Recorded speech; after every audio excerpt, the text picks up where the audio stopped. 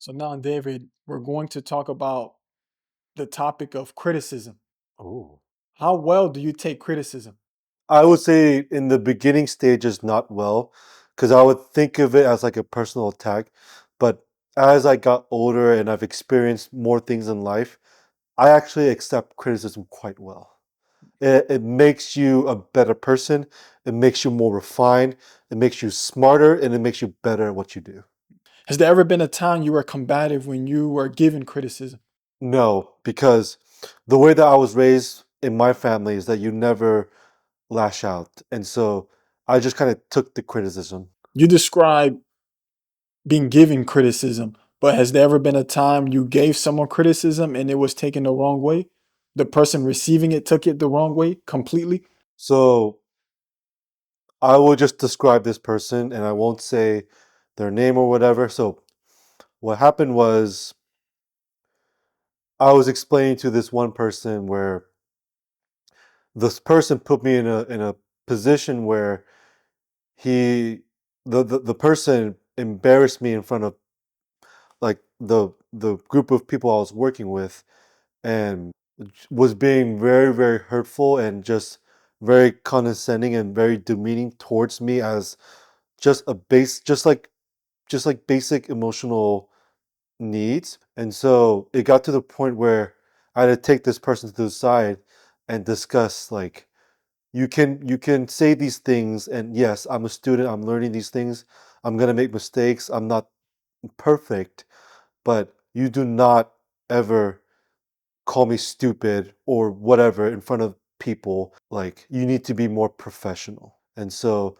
the other person took towards it as like, oh, you're attacking my character. This is how I run things. You don't ever talk to me like that.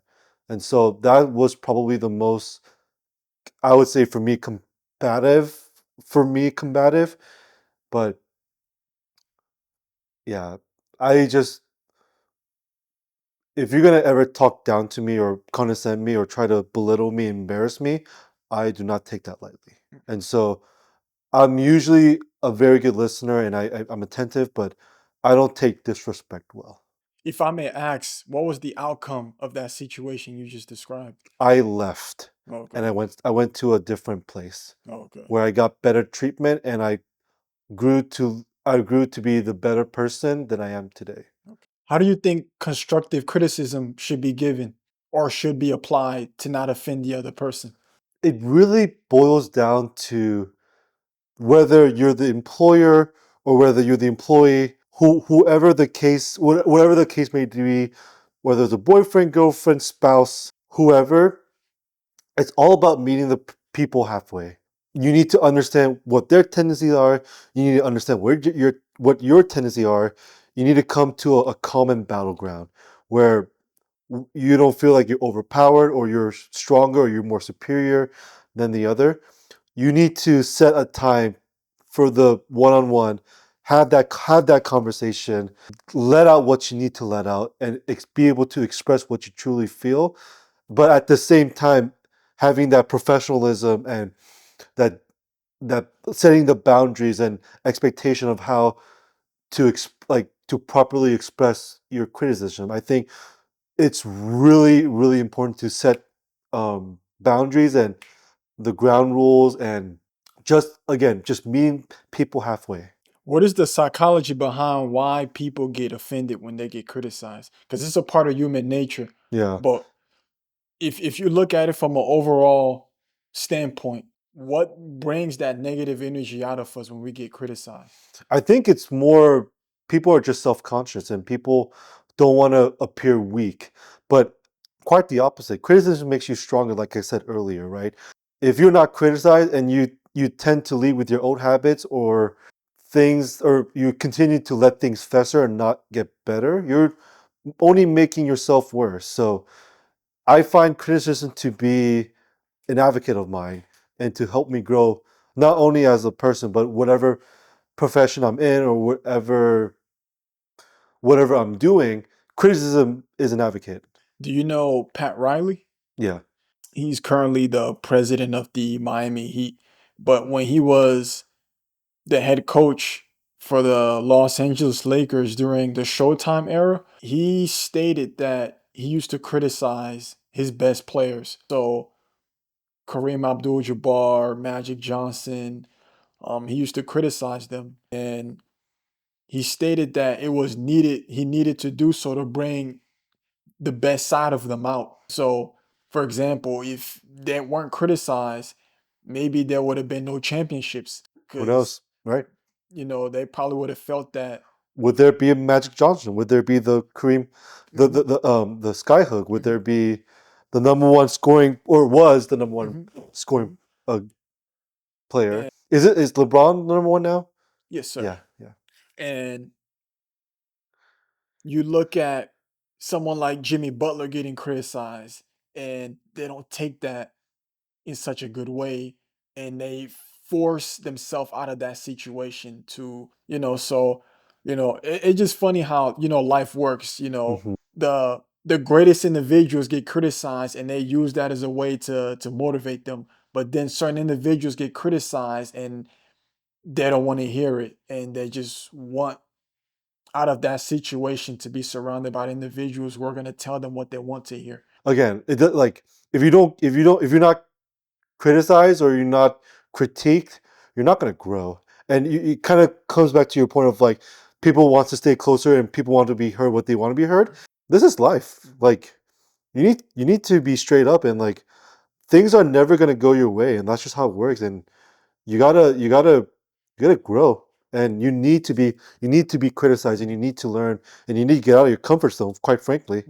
I remember Steven Jackson, former NBA player, when he used to be on the San Antonio Spurs, he said he seen Greg Popovich yelling, like going crazy on Tim Duncan. Hmm. And this is the main guy Yeah. on the team.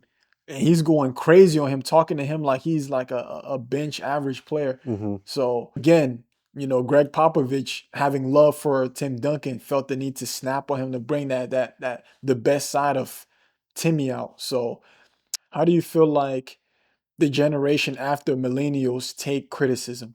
Because I feel like millennials was the last generation that took criticism and turned it into productivity or something useful. Hmm.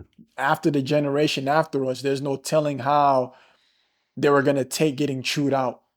So, I mean, yeah, I'm not sure. I don't interact with a lot of Gen Z, so I Oh, don't know how okay. to answer that question. Okay. But I mean, I feel like still, like every generation, every whatever title you may call it, will always deal with some sort of criticism. And so with Gen Z, again, I'm not sure, but I think what I found out with each generation is that I think the more that we've experienced and the more that human nature evolves, the more the way that we expand our economy, our thoughts and our process, the way that we think, social rights, equal rights, I think it's gonna get better, and I'm Okay. hopeful for the future. Okay. And I think each generation should get better. So we should always strive to get better from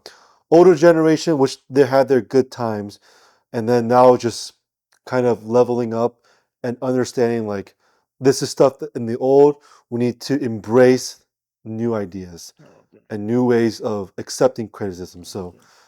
I would say I would put my hope and hoping that sure, millennials we've accept the hard things and can argue, and some can be bad, some can be worse, but I just hope I'm just hopeful that the next generation, Gen Z, and then whichever in the future, whatever the name is, continues to get better because we need to get better. What are the various emotions that you've seen people display when they get criticized? Frustration, anger, sadness, sorrow, um, sometimes even emotional lability and disbelief, and in a sense, happiness. Would that be a rare emotion to display? Happiness? Yes. Because I've never heard of seeing that emotion. So would that be rare? No, and again, right? So like at the end of it, right, you experience all these emotion, but the outcome of criticism is you will be happier, Okay. you will be more successful, Okay. and you will be better. So I guess that's kind of how I view it. Okay. There's constructive criticism and then there's regular criticism. So does that mean that regular criticism is viewed as destructive? No, I don't think so. Oh, okay. So how would you rank criticism, constructive criticism, and then destructive criticism? Because What do you mean in terms of ranking? because I always thought that regular criticism, I always thought that there was regular criticism and constructive criticism. And then destructive is like if we're talking about like a good, bad, and then like regular. Yeah, I Right. always thought that when you say criticism, I always thought that was when you're when you're trying to bash someone. But then there's constructive criticism. So I just naturally assumed that the regular criticism was also AKA the destructive criticism. Okay, I follow you. Yeah. Okay. So what does destructive criticism fall under the umbrella of regular criticism? I guess it would depend on the situation, Okay. but I see where you're coming from. Okay. So is it a stereotype that those who have thick skin are hard to offend? No, Is that a okay? sorry. Stereotype, yes, but again, everyone, if they admit whether they think they're hard skinned or they don't have emotion, all of us are emotional human beings. We yearn for things, we want things. At the end of the day, everybody in the world needs to have a psychologist just because, mental health is such a big thing. Everyone's voice deserves to be heard. Do you need to be self-aware on how to tell someone something in a unique way that's not going to get them upset? Correct. And Okay. that's what I meant by meeting them halfway. Like you Okay. need to understand the person that you're gonna have, whether it's constructive criticism, general criticism, or destructive, or if they're doing a bad job or if they're doing if they're being unethical, like you need to do it in a safe environment where you meet the people halfway and have a purposeful conversation, whether it's constructive, general, or destructive. Like you need to be in a place where you're in a safe place to be able to say the things you need to say. So self-awareness is needed by that individual. By both, Okay. yes, Okay.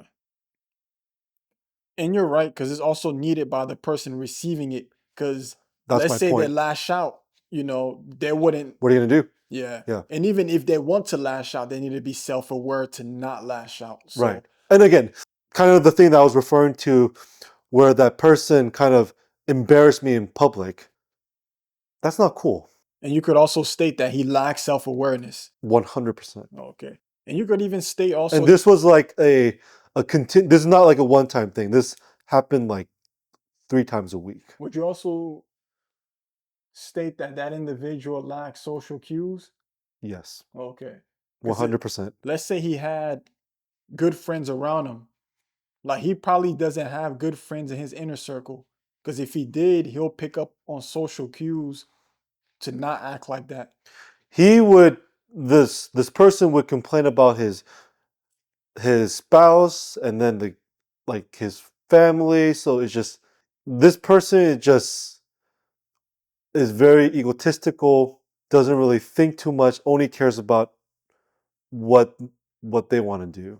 So when you criticize someone of that caliber, what is their natural reaction? They're gonna always default to it's your fault. I am never at fault. Like even if it's their parents telling them this It's information? this person is far too gone to even think that he's at fault. Okay. Think he's think the person's untouchable.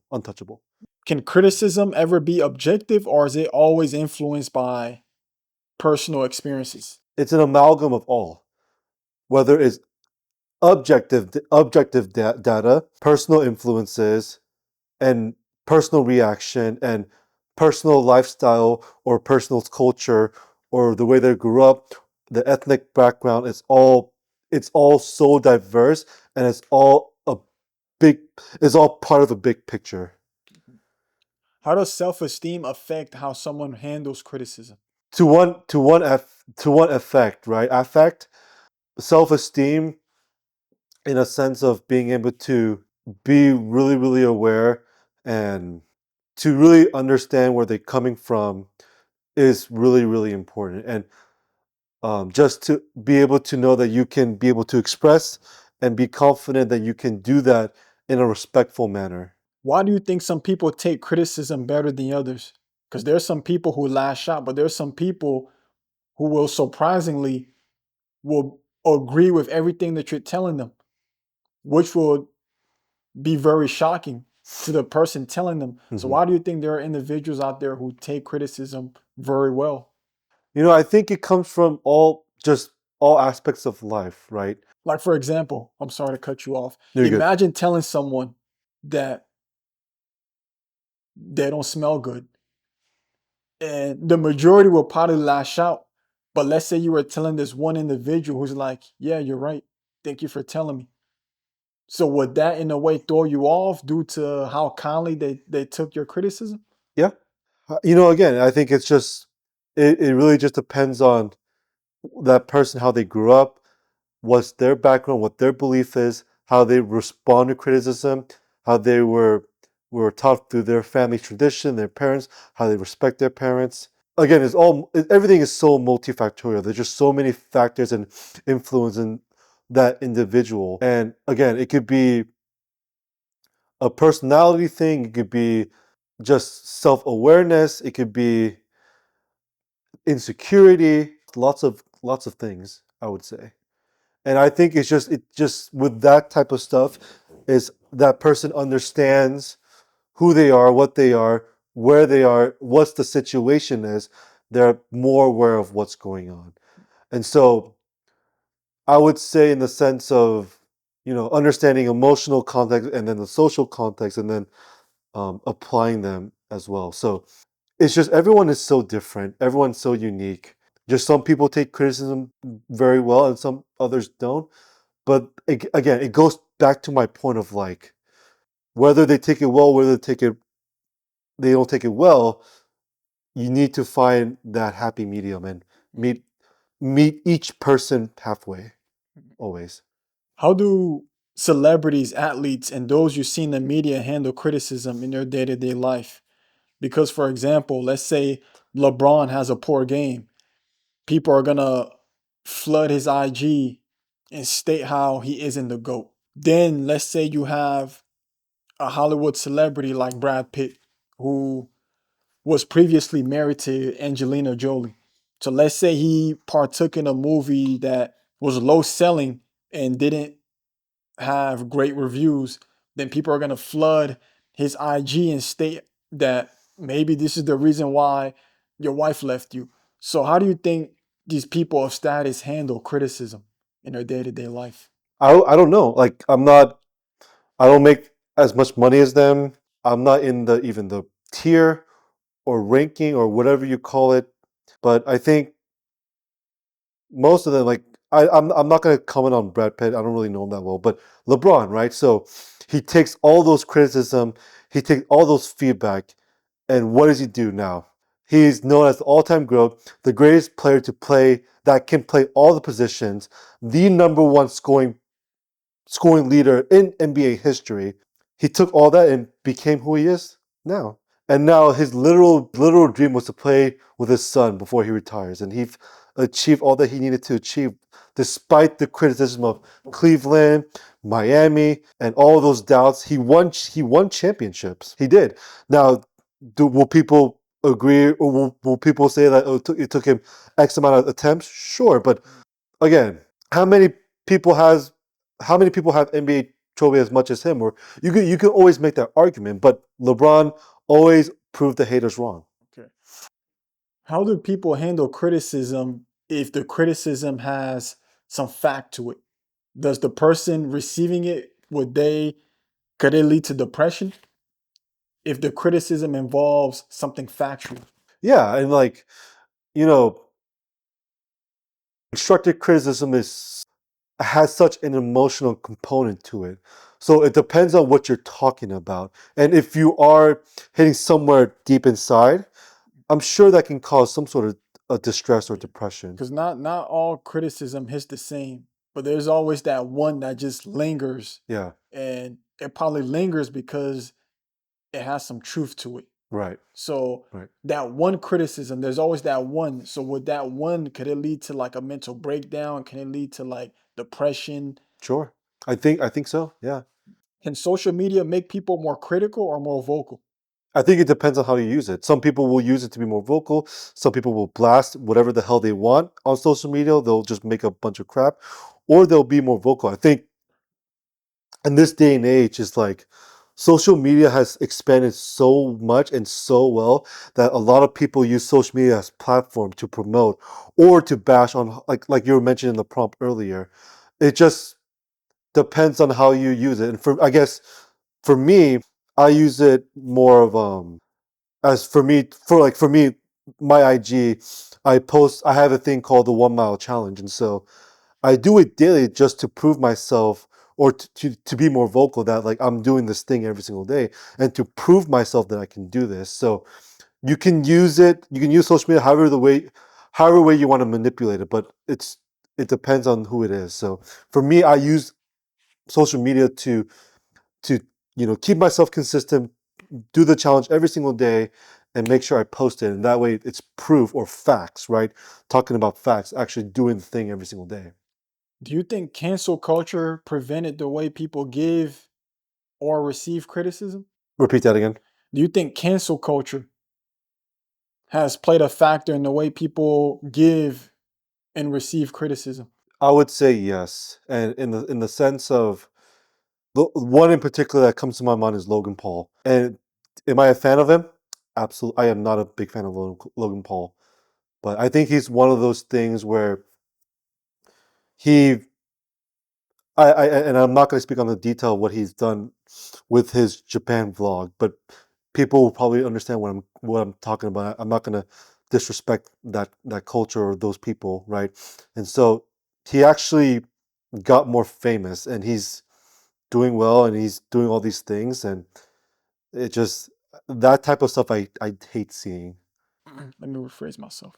Describe a time someone took criticism and converted it into a personal or professional growth, meaning that one statement you told them completely changed their life. Now, Oh, are you saying in the sense of me giving them, or just in like? you giving them. I don't think I've changed people's Oh, life. okay. I don't think I've ever had that profound impact on anybody, but You'll be surprised. Dude. You'll be surprised because people won't say it. Like they'll be Yeah. like, but they adjusted after that conversation. you know, there's there's a very famous quote by Maya Angelou, or like I butchered the last name, but My Angelou. Maya Angelou, yes. And she had a very specific quote. I don't remember, but the gist of it is basically, you know, you may forget what they've said of what they've done, but you'll never forget how they make you feel. So I find that to be very profound, a very profound quote that I live by my heart. It's not what how they made you talk or what they said or what they did, it's how they made you feel. So really long, really lasting impression. So Well, you're part of a close niche of friends. So, was there ever a time when you seen up close or even from a distance, somebody tell one of your friends something and they took it very well and it just changed the rationality of their life? And to this day, they're forever grateful for it.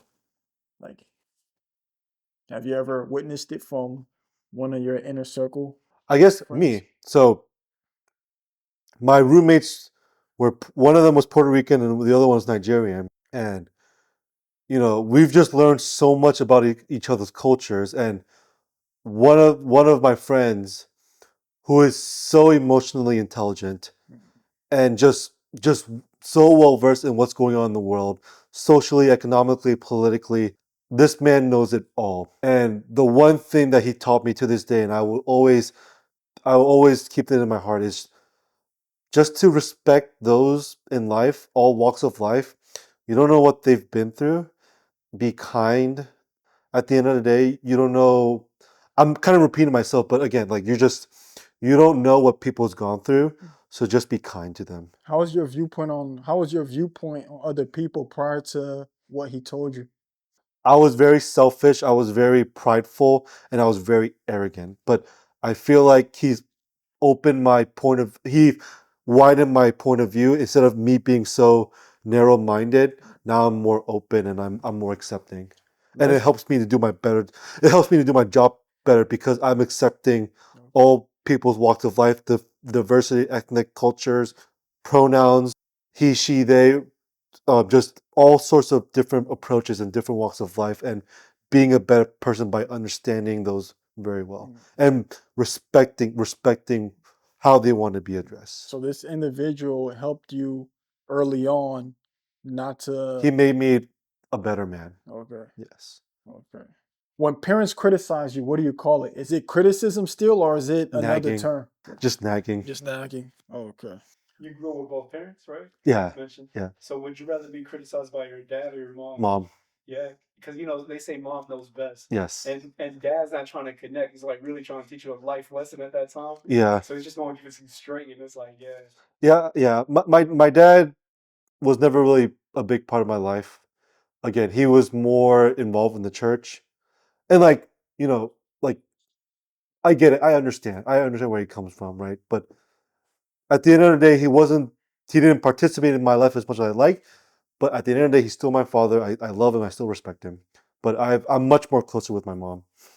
What about you, Andrew? What would you rather be criticized about, like constructive criticism? Well, I'm gonna give a difference between the two. Like from my personal experience, when mom criticize, they already know what they're about to tell you, but they're trying to say it to you just in a sweeter, more positive way, in which you'll understand and take it Oh, kindly. I'm shaking my head because my mom was the opposite. She was like very blunt. Mm, It's like, you better get your stuff together or you're not gonna do well. mm. So that was like kind of like I had the reaction just because my mom was different. I feel like dad criticize when it's something they can't relate to. So they'll just tell it to you raw. But if it's something they can relate to, especially if you're like their son, they'll they'll be smooth about it. They'll be cool about it. Mhm. But I do agree when moms criticize, it's just more blunt because it's just straight Yeah. to the force. I mean, straight to the point, just Right, forceful. But right. dads, they pick and choose. If it's something they relate to, they'll try to have a connection with you before they'll tell it to you. Mhm. But if it's something they just absolutely can't relate to, they'll just hit you with that raw truth. But if I had to pick, man, Mama's I say boy. mom. Boy. Yeah, I say, I'm a mama's boy too. yeah, I say mom. So what about when it doesn't work out? It's like, mom, you don't understand because you're not a man. Yeah, What see, about those moments? moments would be more of, again, where it's where I'm human. So there's times if she's giving me the raw truth and I can't handle that criticism internally, I'll hit her with that where you're not a man and you can't relate to what I'm going through. But I'll use that as a way to just combat the truthfulness in the Yeah. criticism that she's Mom, you're giving me. right, but you just can't see it. Yeah. What was the harshest criticism you ever received from your parents? Be a man. I'm sorry? Be a man. Being banned? Be a man. Because I was acting like a little boy. Oh, okay. So in a sense of like I still rely on my parents, financially, not taking care of things. The harshest one is just be a man. Okay. Now that I have a really good job, really good salary, I am still learning these things, but I feel like I'm becoming a man. Okay. Again, I've been sheltered, I've been protected, I've lived a good life. By the grace of God, right, I've been doing very well, but now it's time to be a man. And so that's the harshest criticism. And again, I'm gonna take it day by day and just get better and learn these things and just learn what it is take to be a man and grow and learn from it. In the US, you think there's a difference between foreign parents' criticism versus American parents' criticism? Mhm. Okay. You mind stating those differences? Yeah, I think for in the Asian culture, it's very blunt and they don't cut any crap. They go straight to the point. They don't sugarcoat things. And again, it really just depends on the family type. So is it stereotyping to say that the other, like in America, it's like less effective or less meaningful or not as direct? No, I think again is if you have a strong foundation, if you have strong ethics, and your family is well rounded and understand what's going on in the world, I think it just depends. But typically, from an Asian from an Asian background, it's more blunt and is straight to the point and more like a harsh treatment, that kind of thing, I would say. Lastly, how does someone know when to ignore criticism? When you're shamefully condescending and belittling them and making them feel like they're worthless, Okay. like how I felt with my situation that I discussed earlier. You should never talk to anybody that way. If you're trying to have a meaningful conversation, or our topic, a meaningful constructive criticism, you need to meet the people halfway, and I'm going to keep repeating that till I die. What about you, Joshua? Was there ever a time when someone told you something and it was more like, I don't need to hear this from this person? Yeah, bro. Like when it came to school, a lot of it is the way of me to learn is hands on.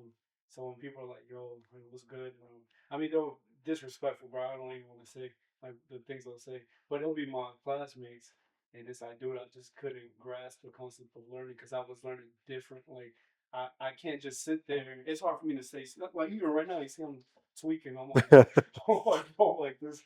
I have to learn hands on, like experience. I'm Mm, trial and error. Yeah, my profession is very much, you have to be hands on, so And then you have to. like, dude, it might take me like 3 to 4 times until I'm comfortable to say, "Oh yeah, I got this." There's still stuff right now in my profession that I need more touch up on. So It yeah, just takes a lot of reps.